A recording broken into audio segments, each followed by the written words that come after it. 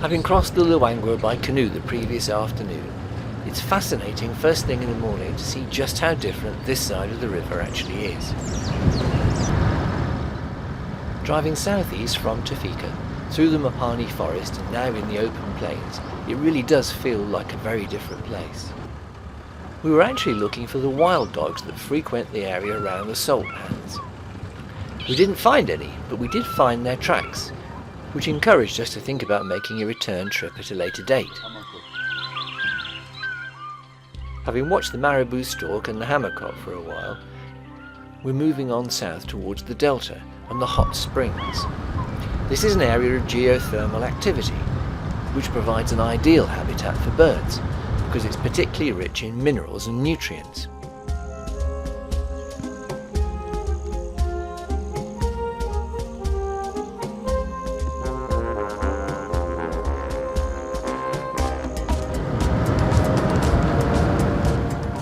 It's coming up to 8 AM just as we arrive at the delta, right on time to see the crown cranes arriving.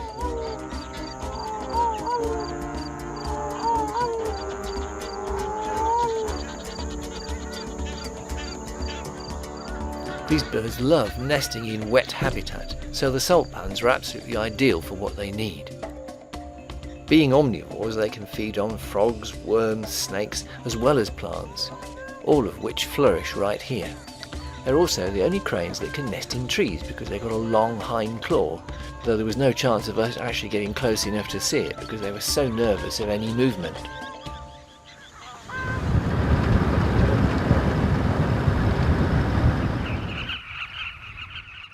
Like Kayingo, Tafika has its own bee-eater hide, so we got another opportunity to see them from a different angle. Their hide is actually built into the bank, so at least the camera was not constantly moving whilst I was trying to film them.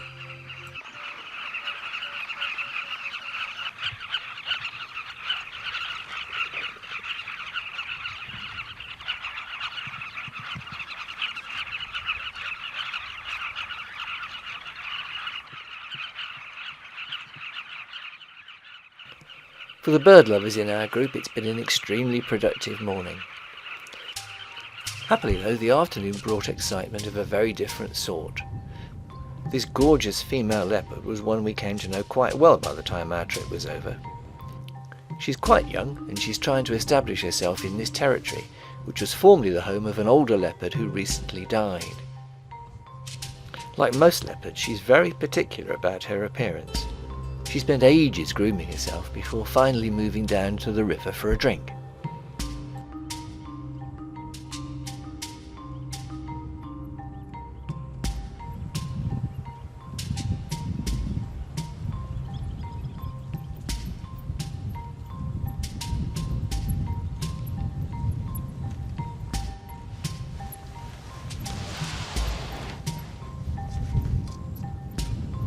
As she disappeared from view, we decided to move on ourselves, and not more than a kilometre away found one of her near neighbours.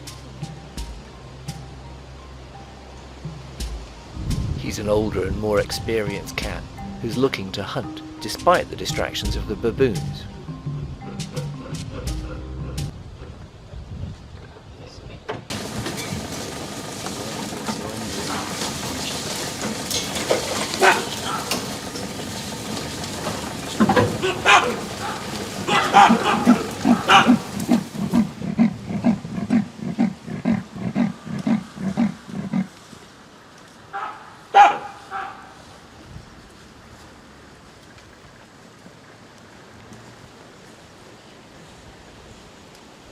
Despite the darkness and the terrain, Lloyd, our guide, does a fantastic job in keeping us in touch with him.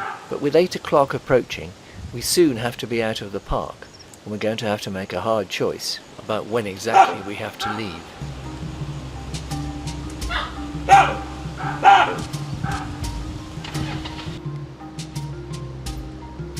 About 400 or 500 metres in front of us, there are a whole group of impala, which is what the leopard is watching. But as we move forward to keep track of him, he comes and sits right by the side of the truck to try and camouflage his presence. With the risk of influencing the hunt, this leaves Lloyd with no choice but to move off and take us back to camp.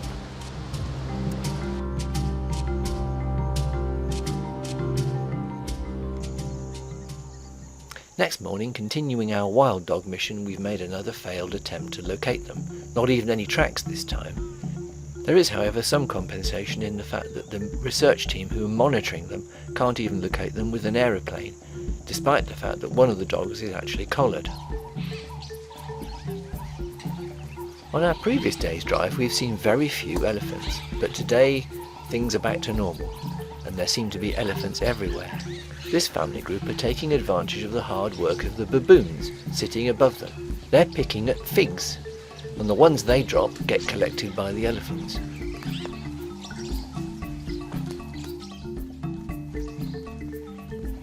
In this location they've got the best of both worlds. The river's only a short distance away to quench their thirst, and they haven't even had to get the figs off the trees.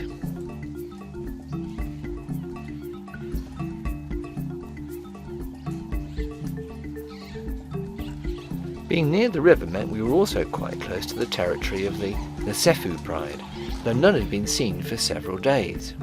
None, that is, until from far off Lloyd spotted a lioness walking along the riverbank in the company of a very handsome pride male. However, by the time we actually reached them, they were already relaxing, looking extremely well fed.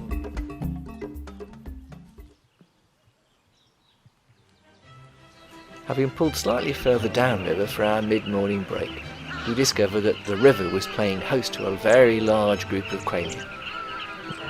Not quite so many as on the previous occasion, but more than enough to stop and admire and enjoy their aerial ballet.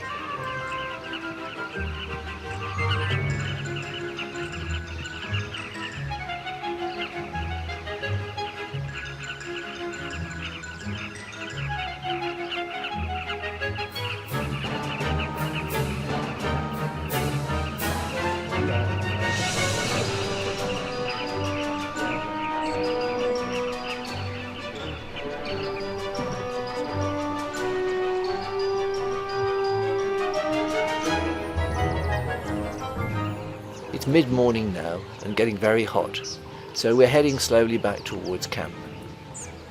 The twists and turns of the river road constantly opening up new views, often of birds, but not far away from here of more than 500 buffalo. At this time of year, with the river level so low, it's relatively easy for animals to cross the river at will. Once the rains do arrive, this large group will break up into lots of smaller ones. For now, with so many predators still around, there's a real advantage for them staying together and benefiting from the strength of the group.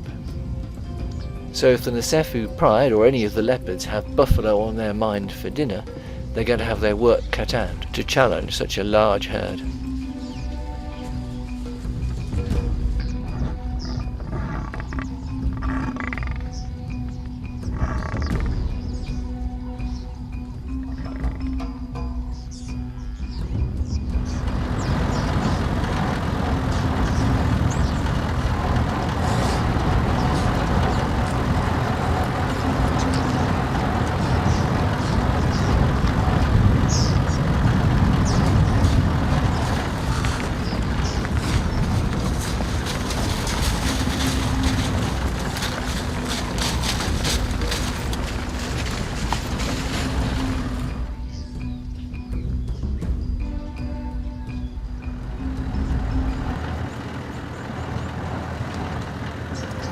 With afternoon temperatures now regularly reaching 40 degrees, we set off back down Riverside Drive to see what the lions are up to. And now we suddenly find elephants at almost every turn. This group had just crossed over from the Kayengo side, probably looking for a fresh area to forage.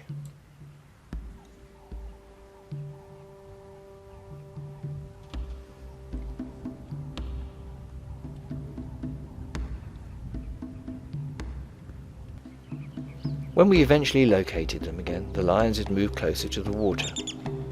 But in their own inimitable way, were taking things easy. Until the sun set, at least.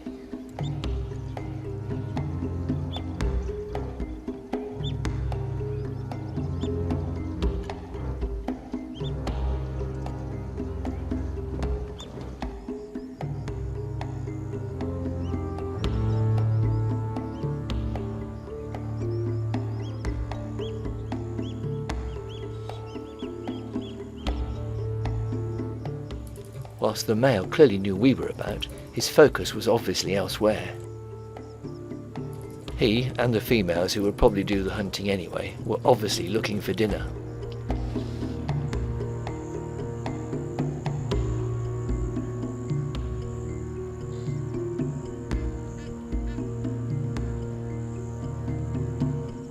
Whilst we were first at the scene, other trucks have obviously picked up what was happening. The danger with so many lights is that it will disturb the hunt.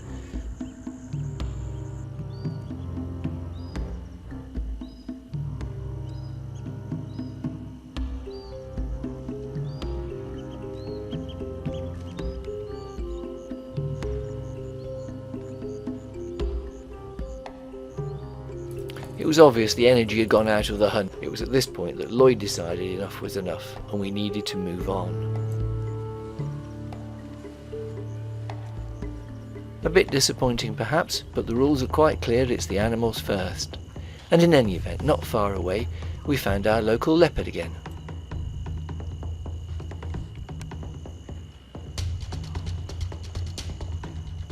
She was still looking very relaxed and attentive, probably wondering where her next meal was coming from.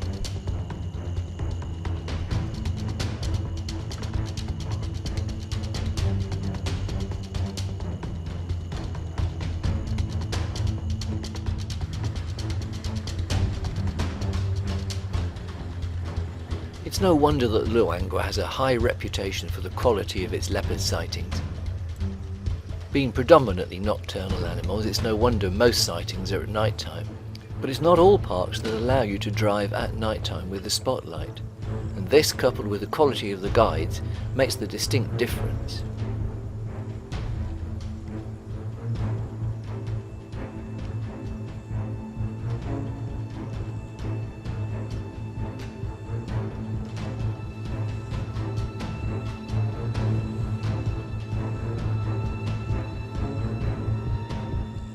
On this particular night our leopard clearly wasn't hunting. She was heading back down to the river for a further drink. But it's time for us to leave the park and head back to camp.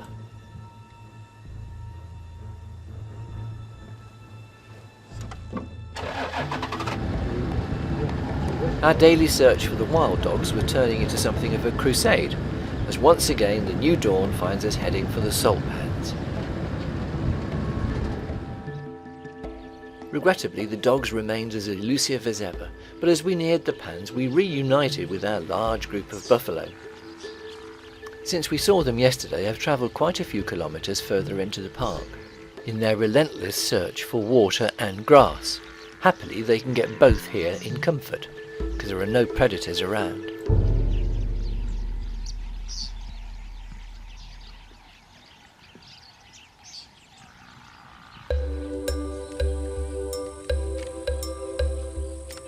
Whilst Tafika doesn't have lunchtime activities as such, it does have a really useful water hole and a very comfortable hide in which to sit and watch the animals come to you. Elephant frequent it on a regular basis, and because they do this they're used to the fact that there will be tourists like us sitting in the hide watching them. As a result they remain very relaxed and actually come a lot closer than you might expect.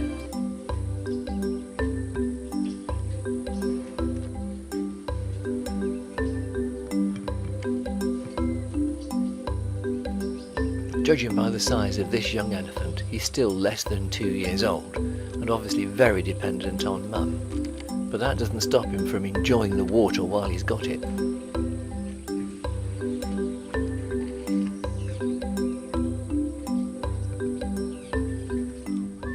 This chap, however, is much older, and has just walked across the river.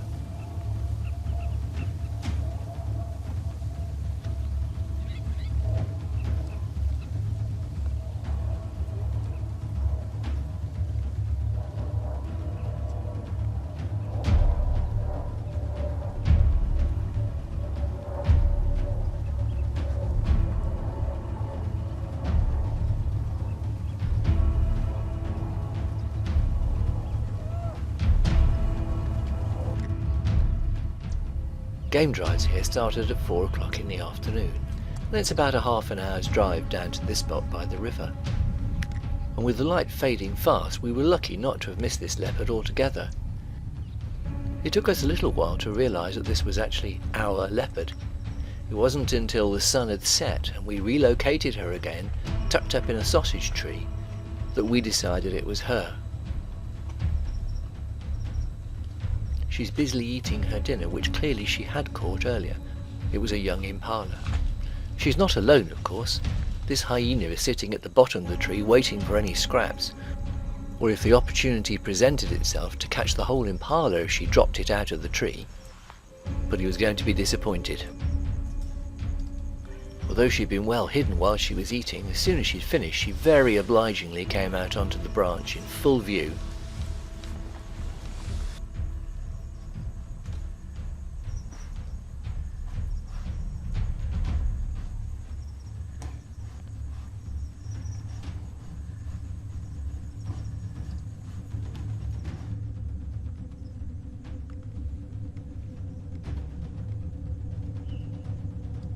For a time we almost lost her as she wandered off down towards the river, but we needn't have worried.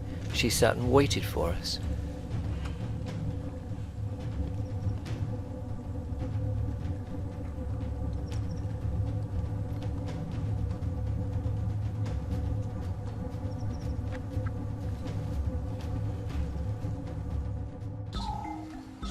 Next morning we left camp extra early, as I wanted to get back to the tree specifically to see if we could get some decent shots of her in good light. She just sat there for us on the branch, as if it was the sort of thing you do every day. Well, perhaps she does, and it's not hard to see why people think leopards are the most graceful and beautiful of cats. We stayed with her for about an hour, and she hardly gave us a glance, returning occasionally to her kill to enjoy her breakfast.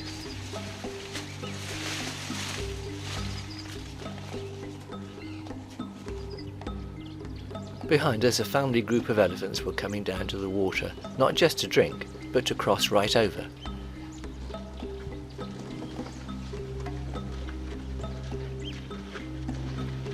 As they get further out into the water, it's easy to see just how shallow it is. No wonder they can move back and forth with ease.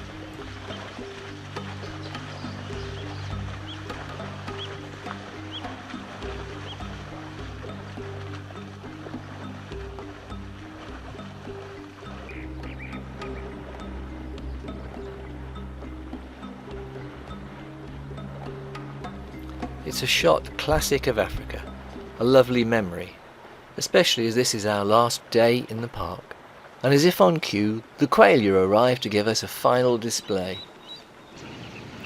This truly is the river of life.